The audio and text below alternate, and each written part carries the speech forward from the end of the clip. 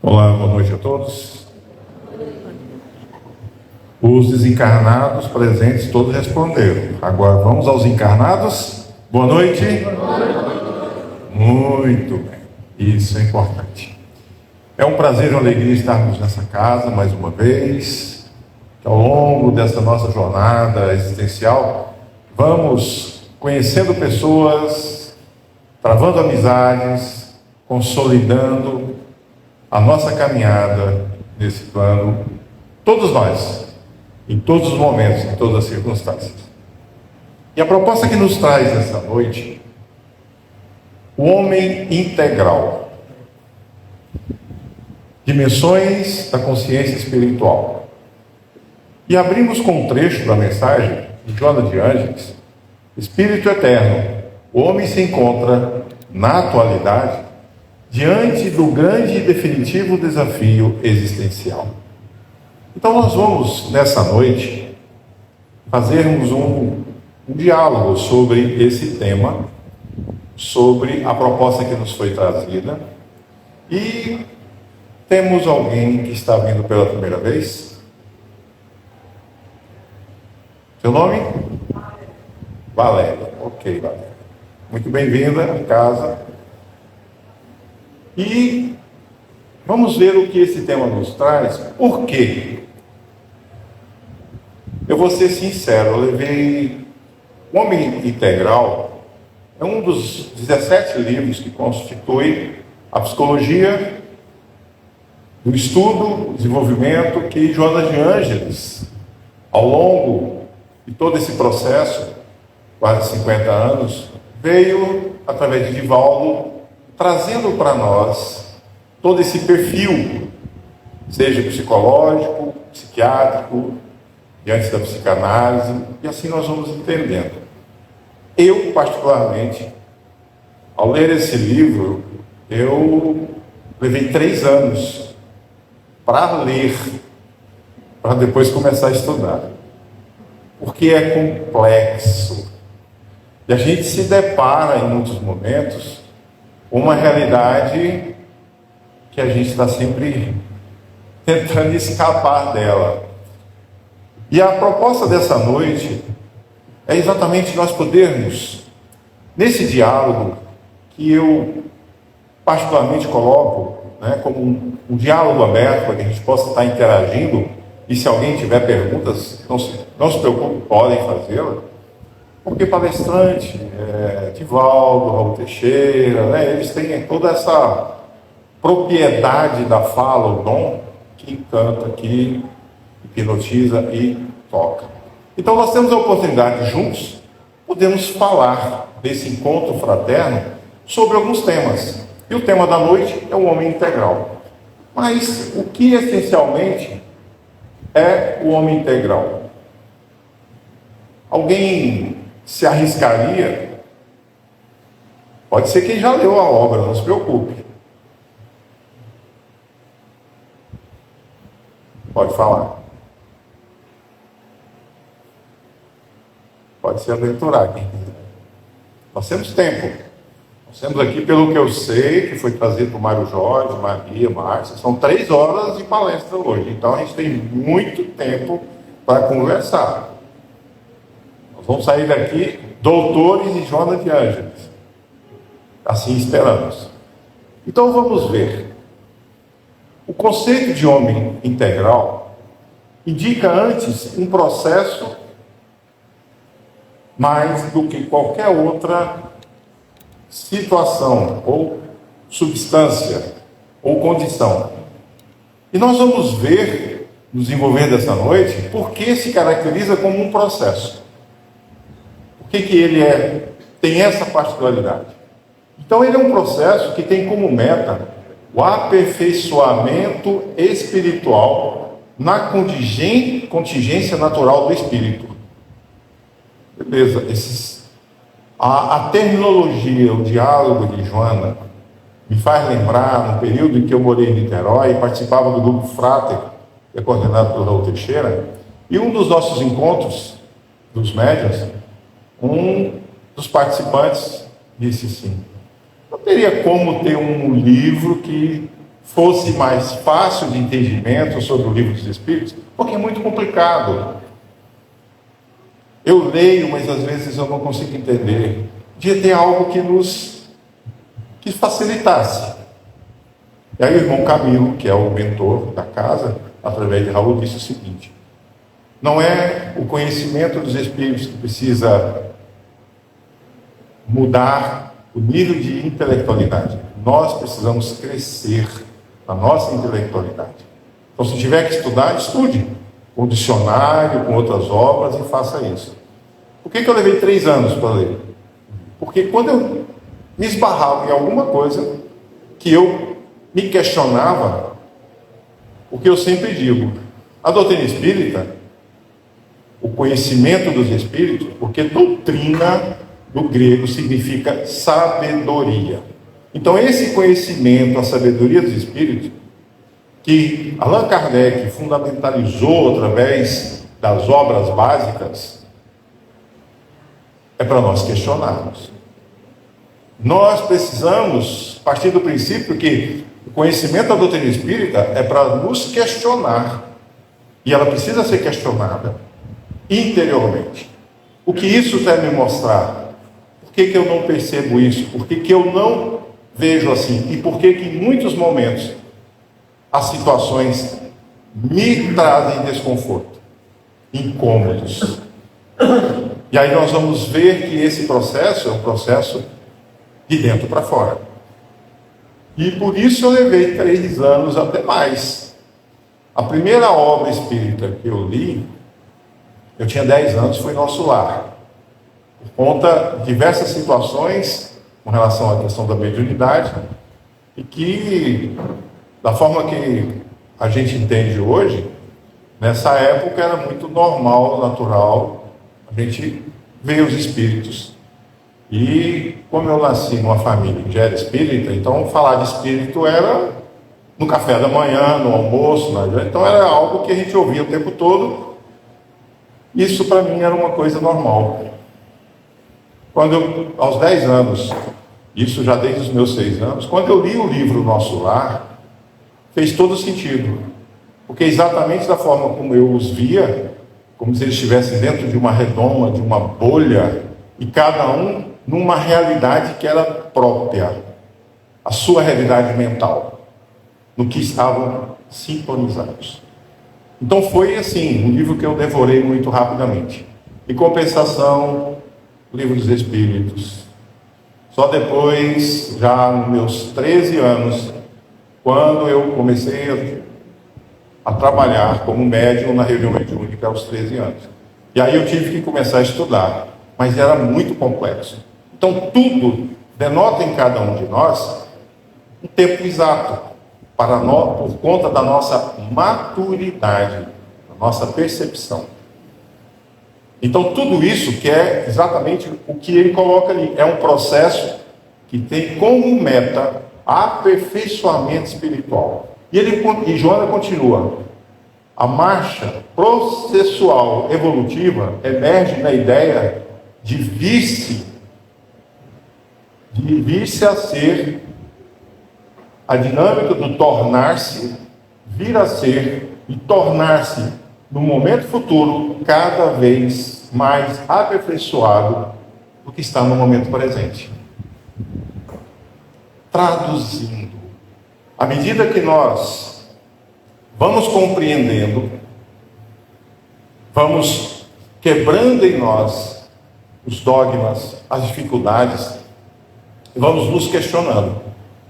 E esse conhecimento do mundo espiritual, ou da espiritualidade, ou da condição de espíritos que somos, é que nos permite ampliar esse campo de visão da percepção para nos tornarmos cada vez mais conscientes de nós mesmos. E ela avança ainda numa outra condição. O homem integral tem consciência de si mesmo, em sua dimensão física, mental e espiritual. Não dispensar os cuidados de aperfeiçoar, pois a administração das necessidades e limitações do corpo físico, incluindo desde a higiene pessoal até a higiene alimentar.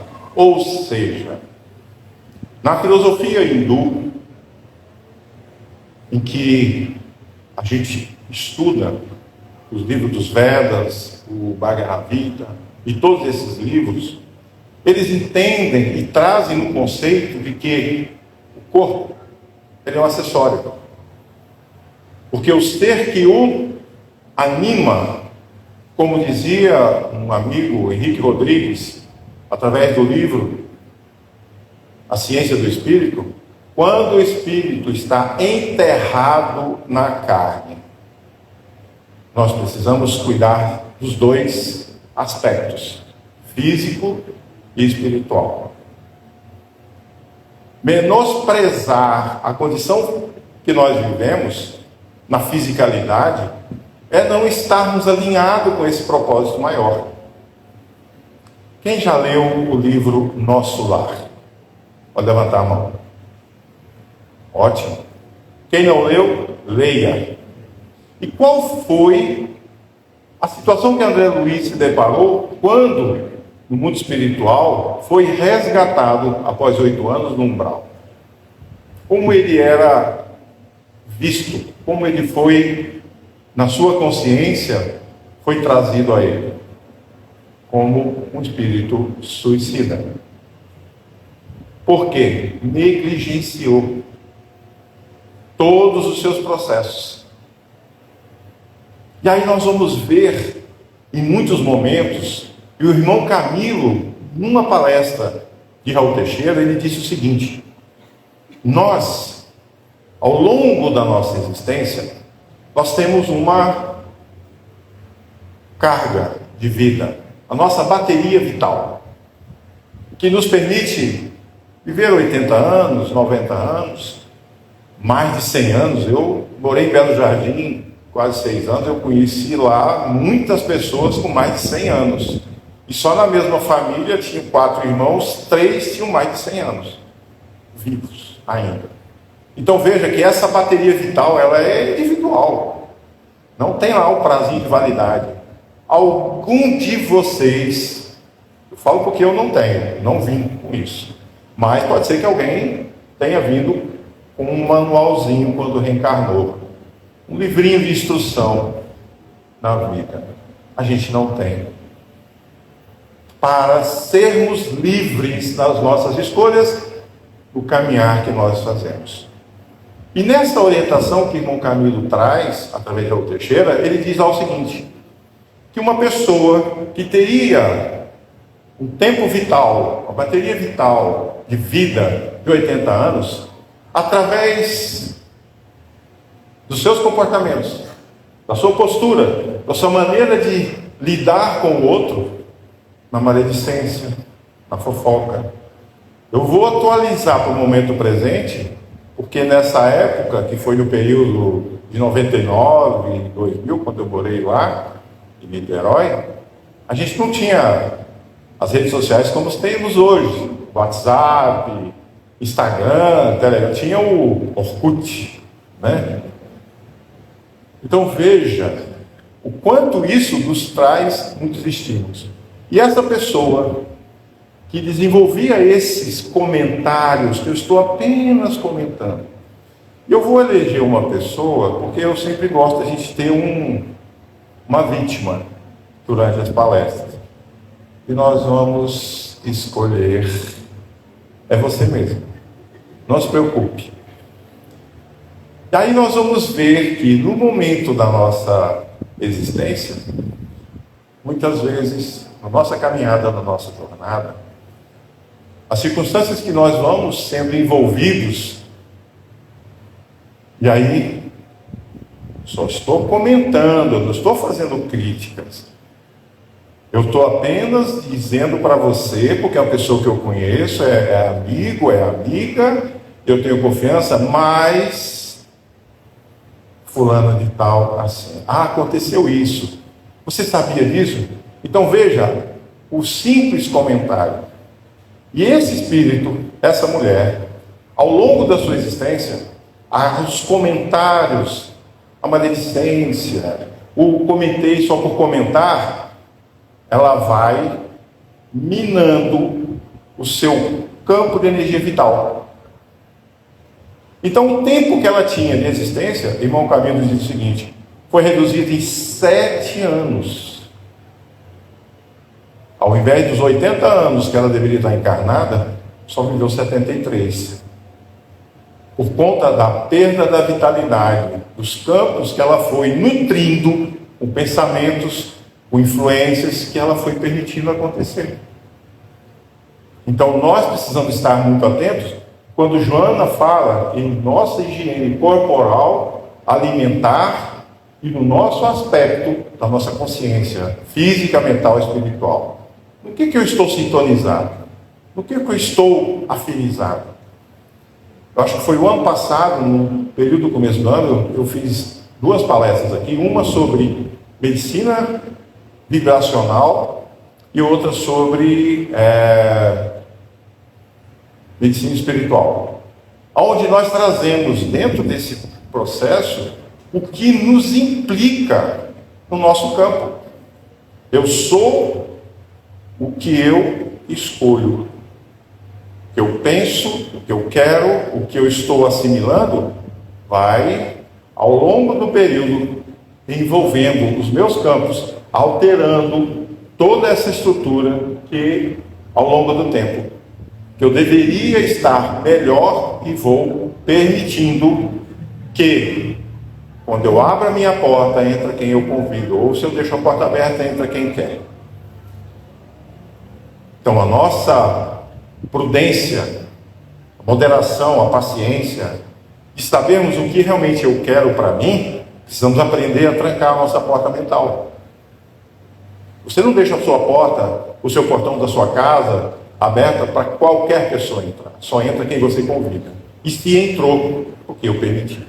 Então, ao longo disso, nós vamos ver o Espírito Eterno, o homem se encontra na atualidade diante do grande e definitivo desafio existencial. Nunca se falou tanto sobre isso. Quem frequenta, quem vem nas palestras, quem participa dos estudos, quem participa das atividades da casa, aliás, é bom as pessoas que estão presentes se informarem. Existem os trabalhos sociais, existem os trabalhos que são feitos através do Evangelho no lar, existem os trabalhos da campanha do Quilo e tantos outros grupos de estudos que é para a nossa integração do ser espiritual que nós somos. Mas ao longo de tudo isso, nós vamos percebendo que esses desafios que vão chegando até nós, eu tento fazer tudo, mas continua sempre dando do mesmo jeito. Tudo que eu faço parece que não dá certo. Eu vou, tomo passe, tem dia que eu saio pior do que eu cheguei. Será que eu estou colocando a minha parte? Eu estou integralmente fazendo a minha parte? Ou estou delegando para que outras pessoas façam por mim? Precisamos olhar isso. As oportunidades do conhecimento, elas não se fazem apenas nesses encontros. Aqui nós temos oportunidade na coletividade, interagirmos uns com os outros nos nossos campos de afinidades, de intenções. Mas o que eu faço depois? Eu sou espírita somente quando eu chego no GEA, no sábado às 8 horas, ou nas segundas e terças, ou nos dias que tem atividade, ou somos integralmente espíritos em processo de evolução? Então precisamos nos questionar, é por isso que precisamos questionar. Fazer a leitura do livro dos Espíritos, do livro dos Médiuns. Olha, eu tenho pessoas que eu conheço, que são espíritas, que trabalham em casas espíritas, e que não pegam no livro dos Médiuns, que diz o seguinte: eu não quero desenvolver a minha mediunidade, então eu nem toco no livro. Como se a mediunidade fosse um objeto, algo que você se contamina para ter, para ser, para desenvolver. Se estamos encarnados, automaticamente temos o nosso campo de influência psíquico, espiritual, energético, vibracional disponível. Na questão 459 do livro dos Espíritos, Kardec pergunta se os Espíritos nos influenciam. A resposta pode parecer assustadora, mas é real. Eles influenciam muito mais do que você imagina. Na maioria das vezes são eles que nos conduzem. Caramba, a gente até arrepia, né? Então, precisamos estar atentos a isso. O que eu estou fazendo não é só do fato de eu estar aqui na casa espírita. Você pode estar em qualquer lugar. Você pode, inclusive, não ter nenhuma religião. Muda o fato, muda a situação, talvez mude a sua percepção consciente. Mas não quer dizer que você não tenha essa conexão superior. Desde o primeiro homem que encarnou na Terra, a mediunidade, essa conexão, essa ostensividade já começou. Porque aqui é o mundo passageiro, transitório. A nossa realidade, nós trazemos essa conexão sempre. Principalmente, como diz o Evangelho, com a nossa família espiritual. Com aqueles que nos afinizamos. Não importa que tipo de afinidade tenhamos. E aí nós vamos ver, equipado pelo conhecimento, dispõe de recursos adequados para solucionar os aparentes e antes perturbadores enigmas que lhe se apresentam em complexas expressões destruidoras. Quando a gente está falando sobre isso, é no sentido do que, o que eu estou escolhendo? Nós somos as nossas escolhas. Se nós permitimos que essas influências ocorram, porque nós deixamos. No exercício da oração, quando Lucas questiona Jesus, quando fostes, como estaremos contigo? O que Jesus faz? Ensina o Pai Nosso. Quem faz o estudo dos chakras,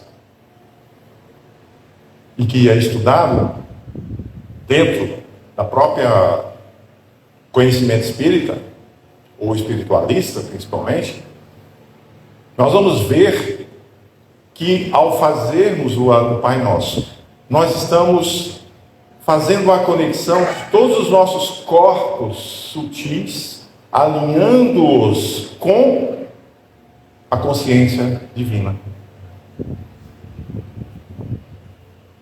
E vamos gradualmente nos permitindo fazer esse processo. Ele é pessoal. Quando fosses orar, vá para o seu aposento, o seu templo interior. É entre você e Deus, não tem intermediário.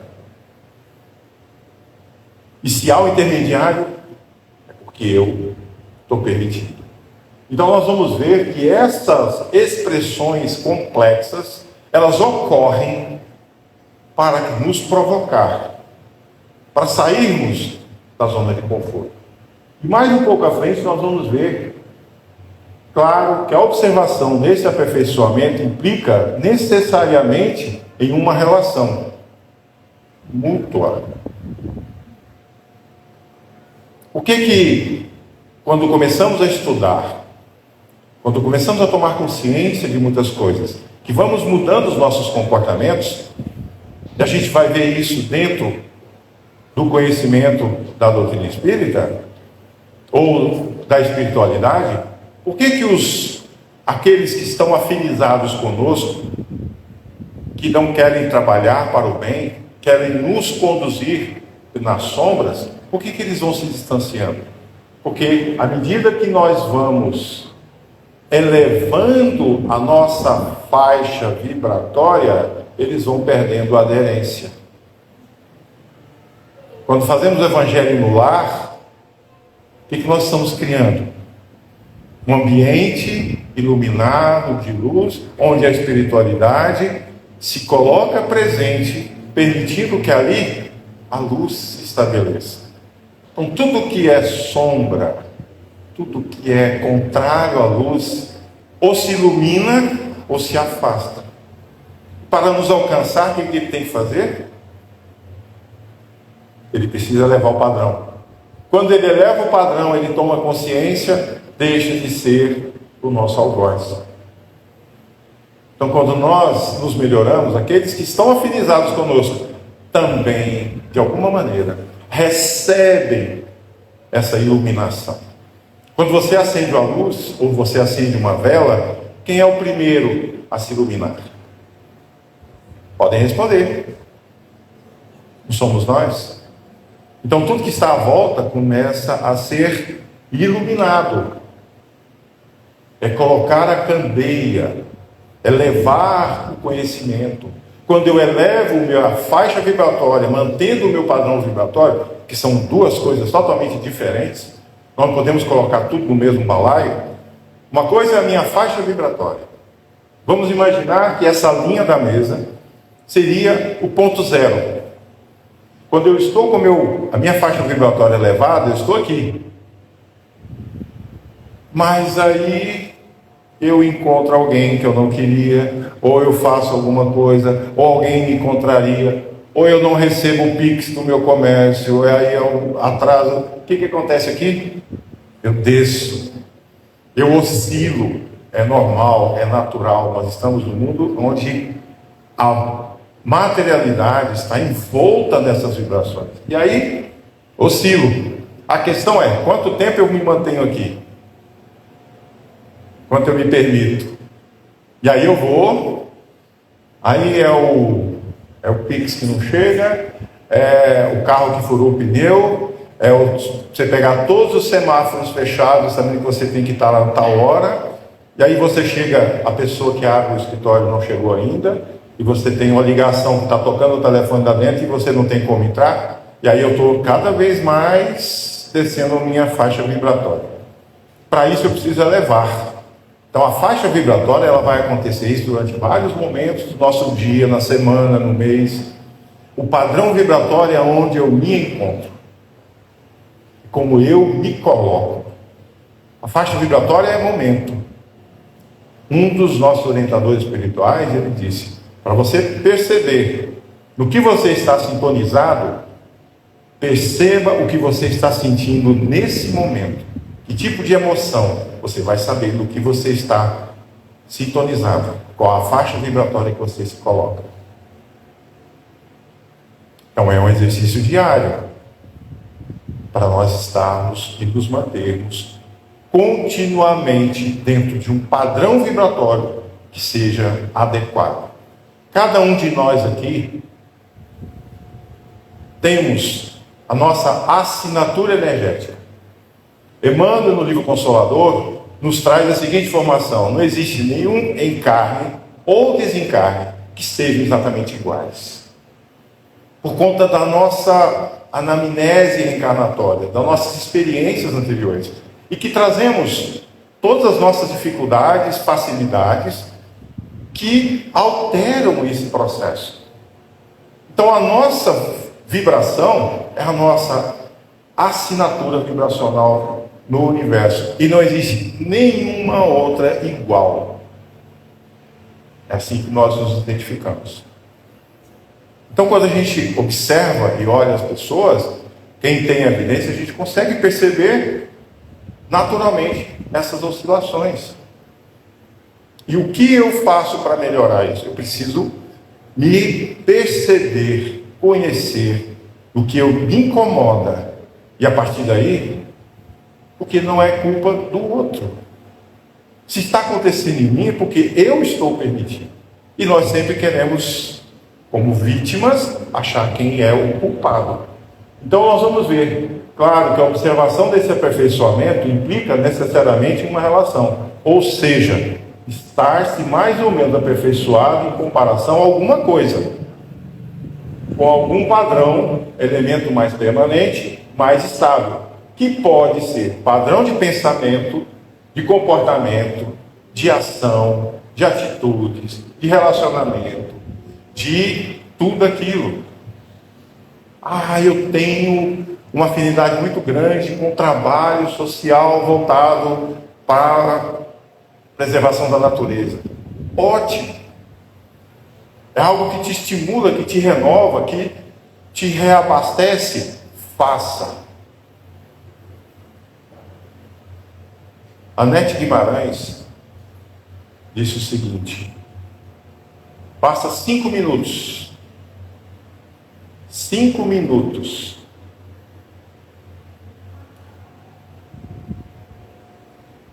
A gente assistindo aqueles programas Chumbo Grosso, Tiriqué, daqueles programas que trazem todas as notícias da cidade, e geralmente passa na hora do almoço. Basta que você esteja 5 minutos assistindo, que toda a sua memória celular é alterada. Nós alteramos os neurotransmissores, bloqueando serotonina, endorfina e outros elementos que são necessários ao nosso processo. E o nosso organismo, nosso corpo físico, leva 5 horas para se refazer desses 5 minutos daquele programinha lá que a gente está assistindo. E para piorar, eu estou sentado em frente à televisão, comendo, almoçando, lanchando alguma coisa. E qual é a vibração que está ali naquele momento no ambiente? Nossa, eu faço o evangelho toda semana, mas parece que o que está entrando na minha casa, o que está entrando na minha tela mental, o que está minando o meu campo. Aí nós vamos ver que tudo isso parte de nós mesmos. Então esse processo de aperfeiçoamento, em que nós criamos uma expectativa, nós temos aqui Jesus, Deus, que são as nossas inspirações. E nós vamos ver um pouco mais adiante, na pergunta 625 do Livro dos Espíritos, que a pergunta é: qual o tipo mais perfeito que Deus tem oferecido ao homem para servir de guia e modelo? Qual é? Quem? Então, aí eu faço uma pergunta. Há mais de 2000 anos, Jesus veio trazendo a mensagem do Evangelho, da Boa Nova. Nós temos 32% da população global cristã. Já se vive o Evangelho depois de 2000 anos? Somos esses cristãos vividos? Temos uma das maiores populações católicas, uma da maior espírita no mundo. E vivemos o ensinamento cristão trazido por Jesus, na sua integralidade e na sua de forma diária. Conseguimos? Nós temos 75 guerras no mundo agora.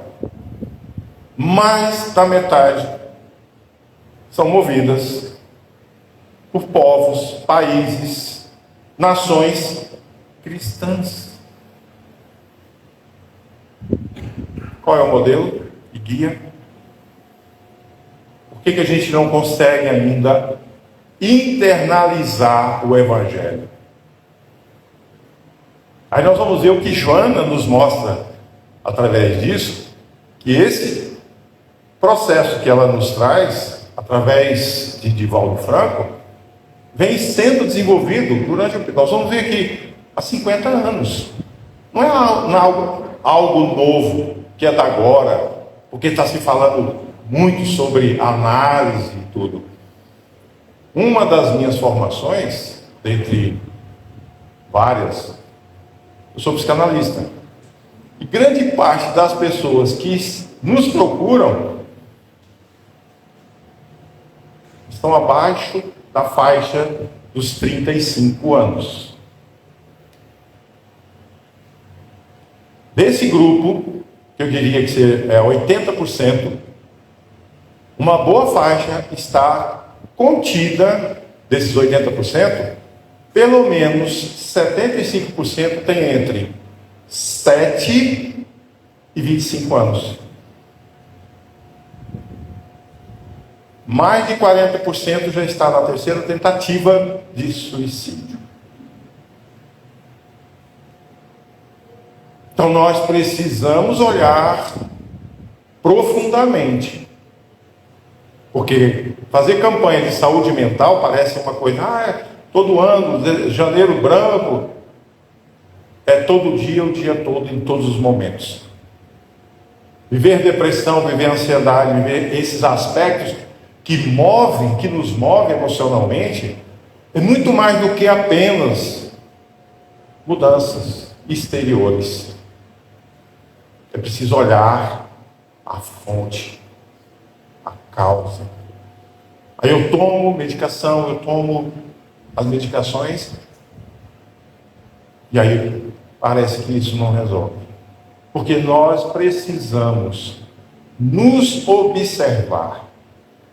E é isso que o conhecimento, que a espiritualidade nos traz, através dos estudos da literatura espírita. Só Chico Xavier tem 535 obras.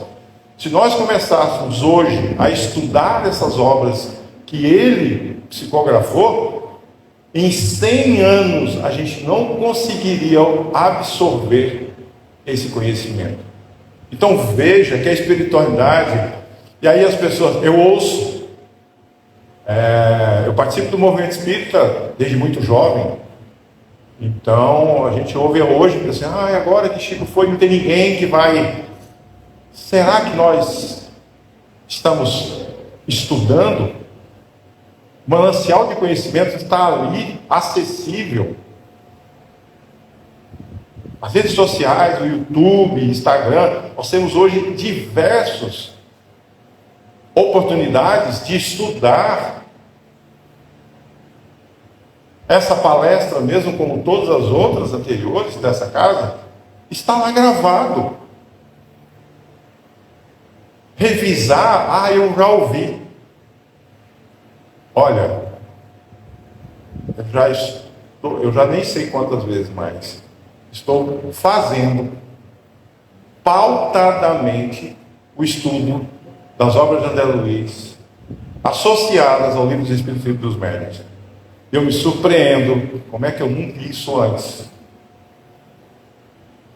E olha, a gente se surpreende. E aí nós vamos ver que nos comentários de Kardec, que ele traz sobre essa questão, para o homem, Jesus constitui o tipo de perfeição moral que a humanidade pode aspirar na Terra. Buscar uma referência, buscar uma direção. Lá atrás a gente não viu que Joana disse, precisamos de um modelo, de uma referência? Está aí. E Kardec vai mais adiante. Deus nos oferece como o mais perfeito modelo, e a doutrina que ensinou é a expressão mais pura da lei do Senhor. E aí veja que quando você pega a estrutura do Evangelho, onde nós vamos ver que Moisés foi a primeira revelação. Leia o que é o Espiritismo. Leia a introdução do Livro dos Espíritos. Está lá. Pouca gente estuda, já quer ir logo com a primeira pergunta, que é Deus. Mas esquece que existe um preâmbulo para isso. Então Moisés foi a primeira revelação, que trouxe o quê? O judaísmo. O princípio da Torá. Que precisava ser formulada, precisava ser construída e constituída no coração dos homens. Não era ainda de todo completa, perfeita. Aí vem, no segundo momento, Jesus como a segunda revelação através do cristianismo, dos seus ensinamentos do Evangelho. Fazer com que as pessoas possam, e o primeiro capítulo, não vir destruir a lei, de dar-lhe o sentido maior, porque já estava sendo deturpada. E aí, eu me senti prejudicado, eu uso essa lei para fazer justiça, porque ela era falível na interpretação dos homens. Aí Jesus vem e diz o seguinte: todas as leis dos profetas estão resumidas em amar a Deus sobre todas as coisas e o próximo como a ti mesmo. Acabou. Quem vê os filmes da história de Jesus tem um trecho que parece assim: nossa, Jesus foi agressivo, que invadiu o templo e destruiu tudo aquilo. Comércio de absolvição. No pensamento dos judeus, naquela época, existia uma situação que uma vez por ano eles faziam uma oferenda e tinham que confessar. E hoje, eu diria assim, talvez para muitos de nós não fizesse, ou se fizesse, fazia ressalvas, porque ele tinha que confessar publicamente todos os seus pecados. E ali entregava o que era para ser a oferenda. E aquele cordeiro, aquele pombo, aquilo que ele levava, era sacrificado. Ele levava 2. Então um era para a absolvição dos seus pecados, o outro era para poder agradar a Deus. Então tinha a sala do sacrifício. E durante todo aquele dia que aquilo acontecia, nessa sala, quando fazia isso, durante aquele momento em que era sacrificado o animal, tinha uma cortina, que ali eram jorrados os jatos desse sangue. E depois essa cortina era retirada, amarrada numa cabra, e era solta no deserto para ser entregue a sua oferenda a Deus. Então essa comercialização foi que Jesus se indignou. Porque a deturpação desse conhecimento estava ultrapassando esses limites. Aí ele veio. E ele, vamos usar a expressão, pregava. Onde ele dizia a sua palavra? Nas praias, sobre as barcas, nas feiras, nas ruas, nos encontros. Publicamente. Não era nada restrito. Não era nada fechado. Não era... E era para o povo comum. Tanto que as suas palavras sempre foram no vocabulário, no aramaico. Porque o povo judeu ainda tinha uma presença muito forte do período de escravidão dos egípcios. Os romanos usavam o grego. Os judeus, aqueles que tinham mais conhecimento, falavam no egípcio. E o aramaico era a língua popular, então tinham 3 dialetos, 3 formas de dizer. E ele falava na língua popular. Então essa percepção que ele traz desse ensinamento era acessível a todos. Tanto que as pregações que eram feitas pelos sacerdotes, pelo sinédrio, vinham, era escrito tudo no grego ou no latim. Ninguém sabia ler, então só eles interpretavam. Ninguém tinha nada escrito. E aí nós vamos ver que esse conhecimento só veio alguns séculos depois. Então ele diz aqui, nesse processo todo, que nós não podemos confundir homem integral com homem perfeito. São 2 coisas totalmente diferentes. Aí nós vamos ver perceber que o Espiritismo não trabalha a ideia de perfeição, mas do aperfeiçoamento como processo. Essa é a diferença. Porque quando a gente fala da perfeição, nós vamos dizer o seguinte: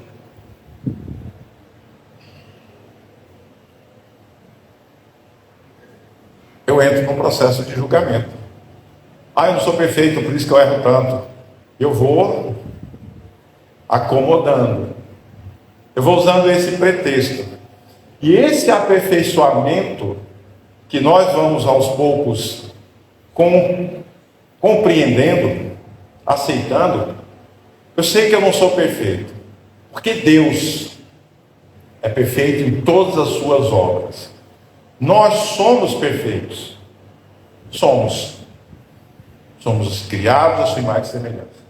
Mas, temos imperfeições. Essa é a diferença. E trabalhar as nossas imperfeições é que nos conduz num processo de crescimento, de elevação, de consciência maior para alcançarmos maturidade espiritual. E, consequentemente, a maturidade moral. São as duas asas que nos elevam, que nos permite ascender perante o nosso caminhar. E gradualmente nós vamos tomando consciência sobre isso. À medida que eu compreendo que esse aperfeiçoamento, como nós vimos lá atrás, que o homem integral é, antes de tudo, um processo de reconstrução, de renovação. Aí nós vamos ver que a gente fala muito na lei de causa e efeito, que é uma das 7 leis herméticas de Hermes Trismegisto, e a gente vai entender que a lei de causa e efeito é um processo cíclico. Eu reencarno, e aí eu reencarno porque eu tenho que reparar, que eu tenho que, fazer uma série de coisas, só que eu me cometo de novo e fico nessa roda de samsara, nesse processo que é como se fosse um turbilhão. Como eu saio disso? Me renovando, pensamentos, atitudes, buscando em mim essa reparação. Nós reencarnamos muitas vezes para ajustar um pensamento, de aceitar meu vizinho que gosta de colocar música que para mim é incômodo, mas eu preciso aprender a respeitar os limites do outro. Aí eu reencarno. Qual bairro que você mora? São Cristóvão. Aí eu vou morar no São Cristóvão. Aí lá do São Cristóvão eu tenho um vizinho da esquerda que está ouvindo pagode, o da direita que está ouvindo sertanejo, e o de frente, para poder abafar o som dos dois, coloca música evangélica, pregação. Eu estou no meio. Meu Deus! Aí eu me irrito, me altero e não percebo que isso é amar ao próximo. É a prática da caridade, porque nós temos a caridade material, que é aquela que a gente contribui na campanha do quilo, que doamos roupas, alimentos. Temos a caridade moral, que é a aceitação do outro, como ele é.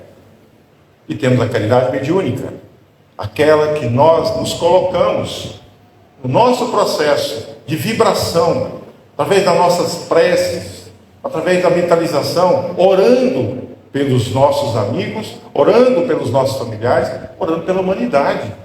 É uma forma de nos conectarmos, de nos colocarmos à disposição da espiritualidade. Então nós vemos que em todos os momentos, essa condição de perfeição, só temos um modelo. Se aqui estamos encarnados, e todos nós estamos nessa condição, não importa o plano da vida que nós estejamos, somos imperfeitos, necessitados. Porque missionários, aqueles que encarnam com missão, Divaldo, Raul Teixeira, Madre Teresa, todos esses. Mas cada um de nós temos as nossas missões pessoais.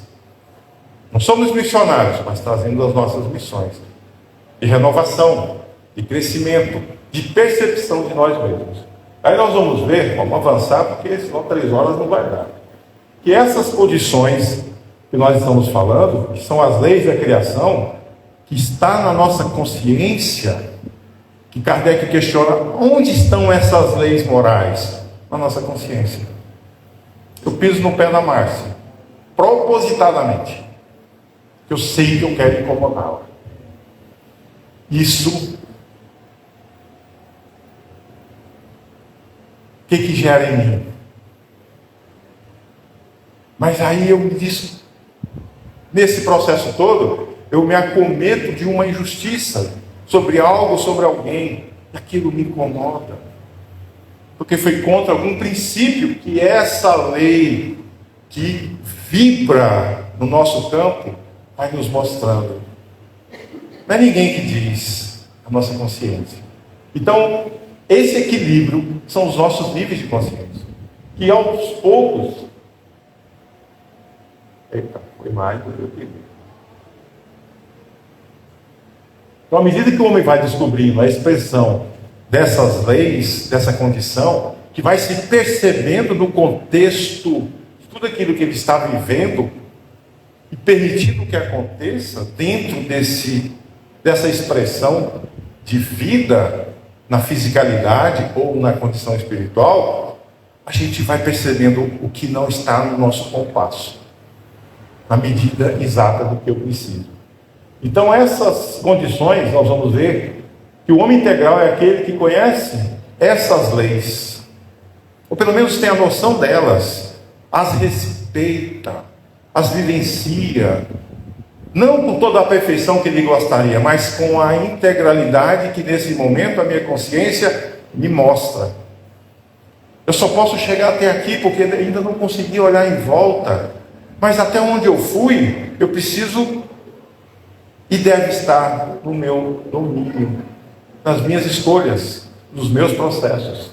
Então nós vamos ver que esse conhecimento e essa conscientização acerca da realidade cósmica ou do universo, que nós somos partes integrantes, são os elementos fundamentais da condição do homem integral e os pressupostos de sua ação. E aí nós vamos ver quais são essas características que definem o homem integral. Estou esticando o braço, era só puxar para cá, né? Mas rapaz, o homem integral tem consciência, vocês veem como é que são as coisas, né? Tem consciência da sua concretude, dos seus pensamentos, do que eles representam para o sentido estrutural da mediunidade, da sua conexão superior, da sua integralidade espiritual, conseguindo iluminar o fenômeno mediúnico, administrando-o em benefício social e próprio a partir do momento que ele toma consciência de que ele interfere e sofre intervenção.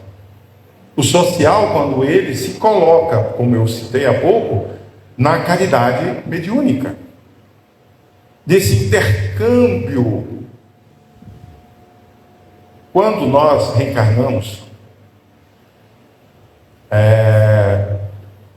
a nossa estrutura física, ela é dimensionada de conformidade com as necessidades que eu preciso nessa encarnação. Não das outras, mas nesse momento, nesse presente. Então, de onde é tirado, de onde é moldado essa estrutura, como diz Jorge Andréa, como diz Hernani Guimarães e tantos outros autores? Do ambiente, do universo material.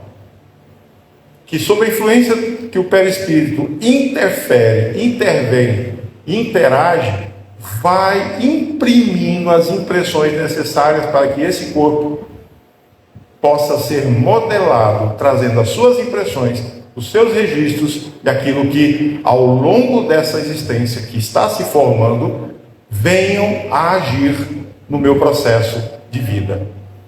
Então, quando a gente fala que essa estrutura ela vai sendo moldada nesse ambiente, é porque é retirado daqui.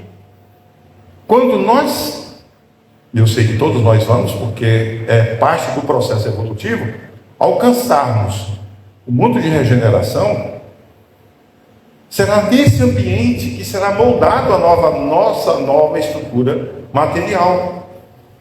Porque se fala tanto, da transição planetária, porque o umbral já foi esvaziado. Os espíritos que estão ali, os que precisavam ser redirecionados, já foram. A transição planetária no mundo espiritual já está acontecendo.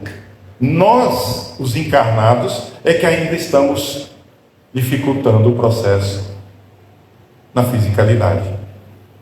Porque a malha psíquica do planeta precisa se elevar. Quando você faz um bolo, você não precisa ter os ingredientes na medida certa? Você não precisa misturar, homogeneizar aqueles compostos? Você não precisa ter o forno preparado à temperatura necessária? para isso você precisa ter todas as condições propícias para que ele, ao ser retirado, esteja da forma que você queria, e projetou, ou imaginou, ou preparou. Assim é o planeta. A fórmula, essa receita de bolo para a mudança do padrão vibratório, está linkada aos encarnados e também aos desencarnados. Então nós temos a parte de vibração dos encarnados, que somos nós. Nós temos a parte de vibração dos desencarnados, que são aqueles que compõem a humanidade terrestre no plano espiritual, que são quase 40 bilhões de espíritos. E temos a espiritualidade, que tenta conciliar tudo isso, agindo na vibração, para que nós possamos despojar de pensamentos, manter esse padrão mais elevado, propiciar que essa mudança possa acontecer, conforme os planos do Cristo.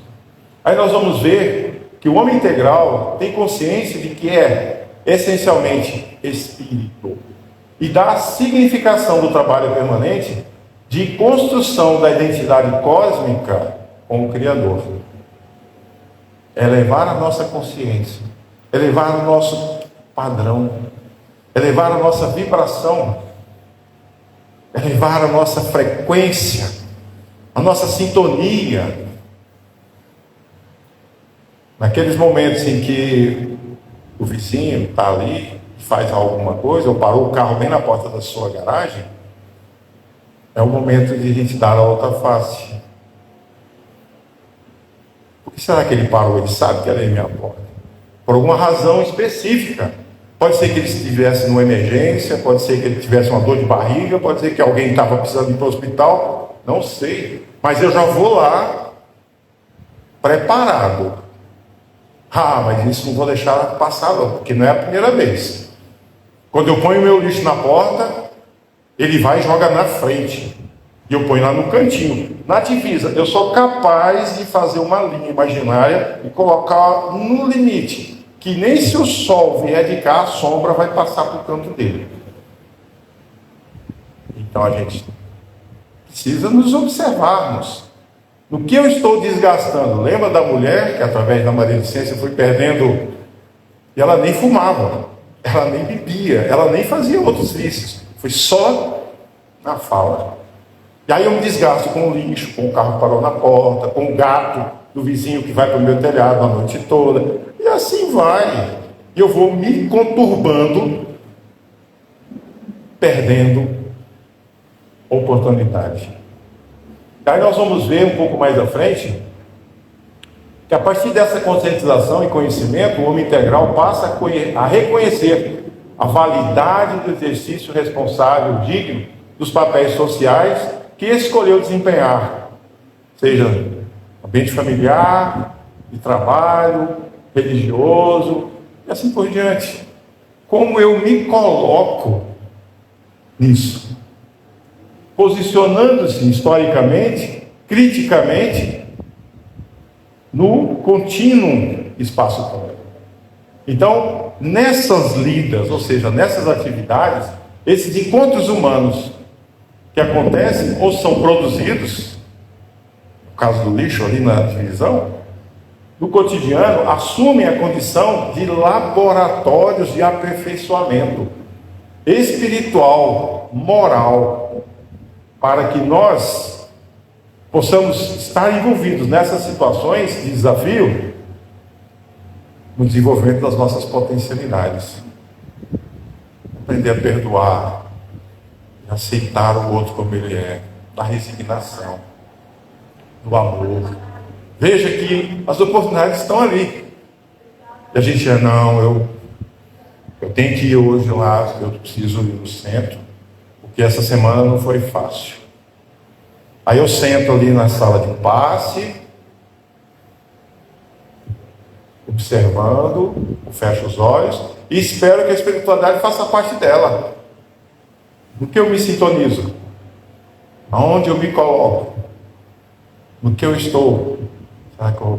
Será que eu apaguei a luz de fora? Será que eu esqueci a chave na porta?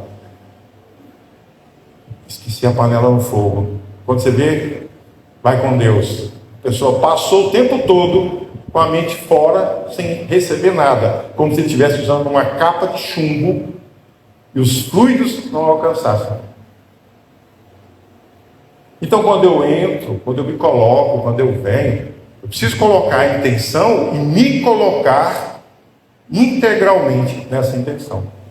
Então, esse homem integral está comprometido com o fazer crístico, os ensinamentos, tentando insistentemente adequar seu viver aos exemplos do Cristo.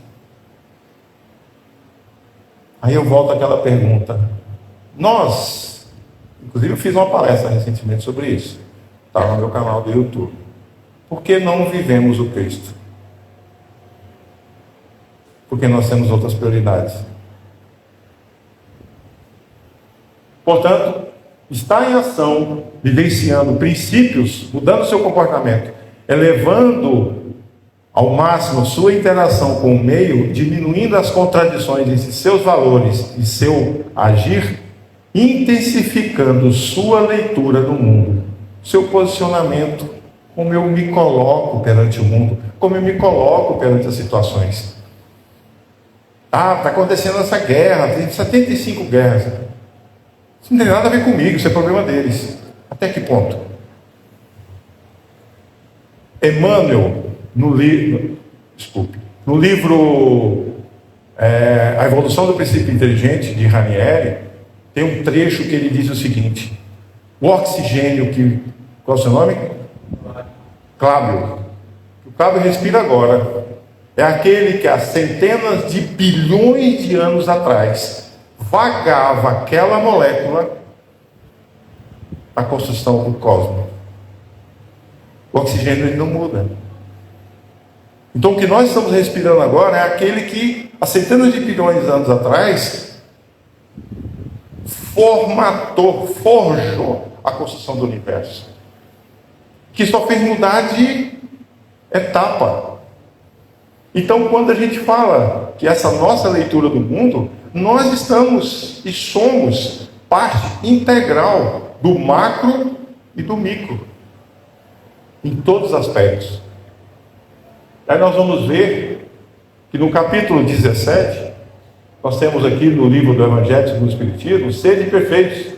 E aí nós temos o texto, a descrição dos tópicos desse capítulo, que é a característica da perfeição, o homem de bem, os bons espíritas, parábola do semeador, o homem do mundo. E aí nós vamos ver que esses caráteres da perfeição resume todas as leis. Eu sugiro que leiam o capítulo 17, como todo o Evangelho, que ele é um roteiro diário de conduta, para que nós possamos conhecer, saber qual é a mensagem do Cristo para o nosso momento.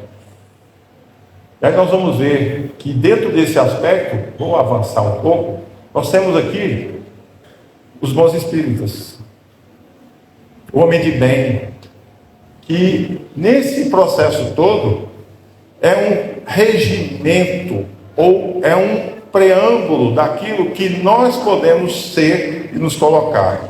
Olha o jardim, as flores do jardim chegaram. Então, nesse contexto todo, nós podemos dizer que o homem integral, estou terminando, viu gente? É o indivíduo que desenvolveu ao máximo as suas 3 faculdades. Aquele que alcança uma maturidade espiritual, a sua maturidade moral, que é de pensar, de sentir, de querer. Ou seja, é buscar na razão de tudo o princípio que o sentimento e a sua vontade lhe conduzem. É estar alinhado com esse processo e estar continuamente nesse contexto.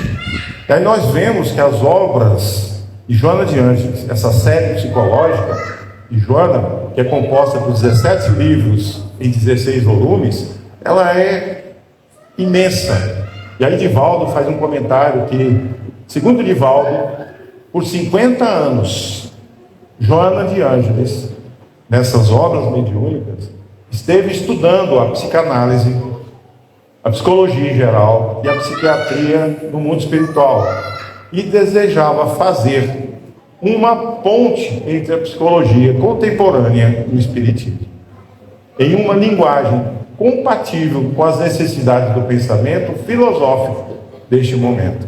Nada é mais atual, nada é mais propício a esse momento em que a humanidade vem passando, e nós também. Principalmente, se nós olharmos para nós, no nosso processo, a gente vai se perceber. E aí o seu objetivo, criar uma mentalidade capaz de não ficar apenas nos teoremas doutrinários. Nós precisamos sair dessa condição da verbalização da doutrina e partirmos para a ação prática da vivência dela. Na nossa vida, onde eu estou, onde eu encontro, como eu vou agir, como eu interajo com o outro, com o meu vizinho na rua. Me veio agora um fato que Haroldo Dutra cita numa das palestras, que ele estava levando o filho dele na escola, e aí naquele momento que ele estava levando o filho, vem um e ultrapassa ele e corta, e ele é obrigado a frear. E aí ele se indignou com aquilo. Haroldo Dutra Dias. E aí ele puxou na marcha e foi atrás do cara. E aí quando o sinal fechou, ele parou do lado. Quando ele começou a abrir o vidro, o filho dele: pai, você está nervoso? Ele: tô. Você já pensou no que você vai falar? Se esse que parou do lado for alguém que assiste as suas palestras. Aí ele fechou o vidro, respirou. Observe, nós somos continuamente observados dentro do nosso contexto. E não há momento, não há circunstância, não é só aqui dentro, é todo local. Aí nós vamos ver que essa verbalização da doutrina tem que sair do contexto, sair de dentro das casas para ser vivida lá fora. A exemplo do Cristo, que não esteve condicionado. Cristo vivia 3 momentos. Quando ele estava fazendo as suas pregações, era pública, local aberto, para todos ouvirem, para a palavra chegar ao encontro de todos, tocar todos os corações. Mas quando ele precisava falar com os apóstolos, o que ele fazia? Reunia-os em separado, porque a mensagem com eles do entendimento era outra. Então nesse momento ele se restringia, e havia um momento que era só ele sozinho, e nesse terceiro momento ele se isolava, ele se afastava, porque era o momento que ele ia buscar a sua inspiração com o Pai Celestial. Então, colocar na evolução daquele que se dedica ao estudo, promovendo no movimento espírita o conhecimento que não pode ficar preso. Aí nós vamos ver que o impulso evolutivo é refutado da lei do progresso. E nesse contexto, as legiões dos espíritos que evoluídos, nós estamos finalizando, que estão reencarnando na Terra, têm como objetivo auxiliar seus habitantes a perceber um orbe terrestre como uma casa que deve ser cuidada por todos. Casa é o planeta, é onde nós estamos habitados. Como isso está se colocando. Esses espíritos que vieram a convite de Jesus. Divaldo Franco nos traz a informação de que 200 espíritos estão reencarnando na Terra nos próximos anos. Dentre eles, Joana de Ângeles, que é a única que não vai reencarnar aqui no Brasil. A única sim, né? Dentre todos, ela não vai reencarnar lá no Brasil. Mas virão através das artes, da ciência, da educação, para elevar o conhecimento de todos eles, de todos nós, despertando o ser integral que nós somos, apenas não permitimos, não expandimos não abrimos a nossa consciência para isso. Então, finalizando, que eles foram os grandes contribuidores, estão vindo de diversos locais, a convite do Cristo, para que, nesse processo todo, esse conhecimento não fique apenas restrito ou restringido a grupos pequenos. E ele diz aqui, as sombras densas que parecem teimar em predomínio na consciência cultural da Terra, lentamente vão ceder lugar às claridades novas que ensejam a compreensão profunda do homem na sua realidade intrínseca e gloriosa, a um passo da sua destinação triunfal. A tomada de consciência. E as estrelas luminíferas do saber ampliam-se os horizontes da existência, proporcionando-lhe o encontro de sua identidade em perfeita consonância com a finalidade transcendente da sua existência. E o Espírito Eterno, o homem se encontra na atualidade diante de um grande e definitivo desafio existencial. O que sou, de onde eu venho, para onde eu vou. E esse é o nosso encontro de hoje.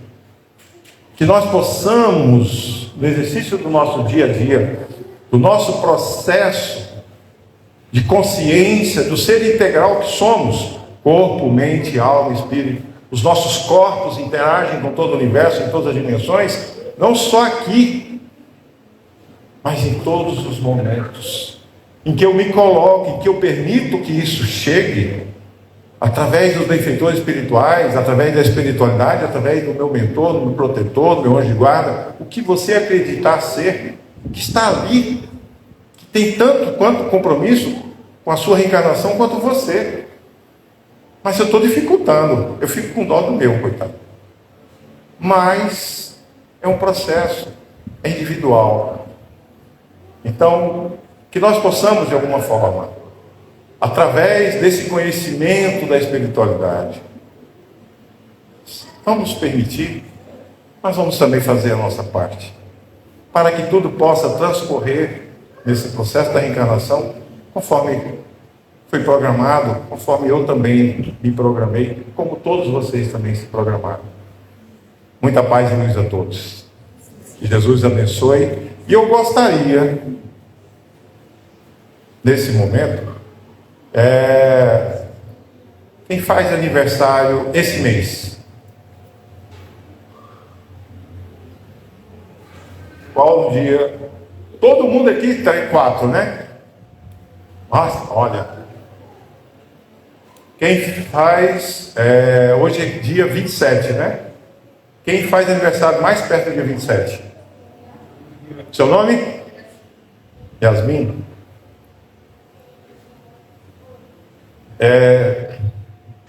Você vai ganhar um livro dessa série, de Joana de Ângeles, Desperte e Seja Feliz.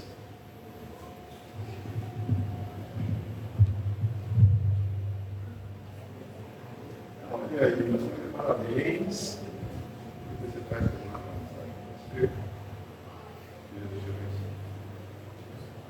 Obrigado a todos.